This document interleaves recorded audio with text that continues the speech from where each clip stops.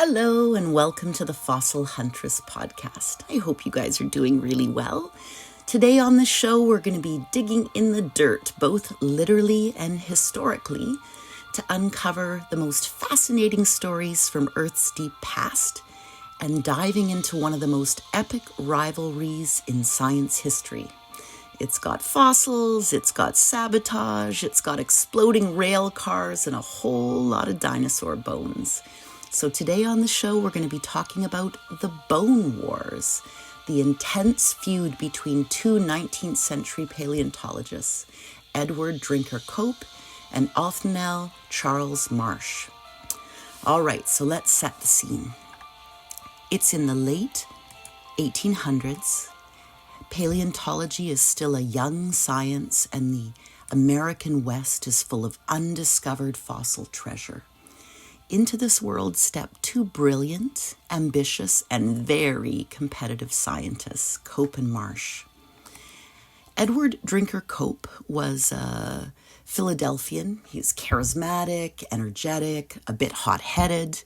He published tons and tons of papers. He traveled constantly, and he had a deep love for reptiles and amphibians. His counterpart, Marsh, was from, Connecticut. He was quiet, methodical, and extremely well-connected.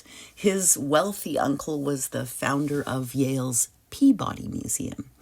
And at first, these two were friends. They had a lot in common, but friends only briefly. And they even went fossil hunting together in New Jersey, but that didn't last long. So what went wrong? Well, the drama really kicked off over a fossil of an extinct marine reptile called an elasmosaur. So Cope reconstructed the skeleton and proudly published it, except he put the skull on the wrong end, a bit embarrassing, and Marsh gleefully pointed out the mistake, and Cope didn't take it very well. And from that moment on, the war was on. So the two men started competing furiously, racing out to discover, outname, outpublish, and just out everything each other. So they hired entire fossil hunting teams, often sending them to the same dig sites, all out in the American West. And they didn't play fair. They bribed each other's workers. They spied on each other's dig sites. They even dynamited fossils to keep the others from getting them. So, yes, really.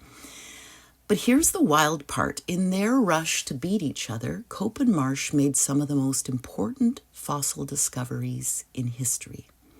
Between them, they discovered and described over 130 new dinosaur species, including names you'll recognize. So Diplodocus, Apatosaurus, Allosaurus, Stegosaurus, these were their finds, and dozens more. And their discoveries laid the groundwork for modern paleontology. Even though they were practically trying to ruin each other the whole time, they did some really great work. And by the time the Bone Wars fizzled out in the 1890s, both men were basically broke. They'd spent their fortunes on fossil digs and museum battles and publishing wars. And despite the chaos, their work helped turn dinosaurs into a global fascination and open the door to one of the greatest eras of fossil discovery the world has ever seen. So, what's the legendary Bone Wars? It's a cautionary tale about how ego and rivalry can warp science. But it's also a story of passion and persistence and the thrill of discovery. So today, paleontologists continue to refine, revise, and build on the work that Cope and Marsh started, even correcting some of the mistakes they made in their rush to be first. Because science isn't about who gets the credit, it's about uncovering the truth, one bone at a time. So I'll leave it there. And if you guys have more questions about different rivalries or times in history, you're welcome to reach out to me on Facebook or Instagram, or over on my blog. Head to www.fossilhuntress.com, and I'll do what I can to answer your questions. Some of you I know are doing these for your school projects, so I don't mind pitching in there too. Anyway, you guys have a great day, and I'll talk to you soon. Bye-bye.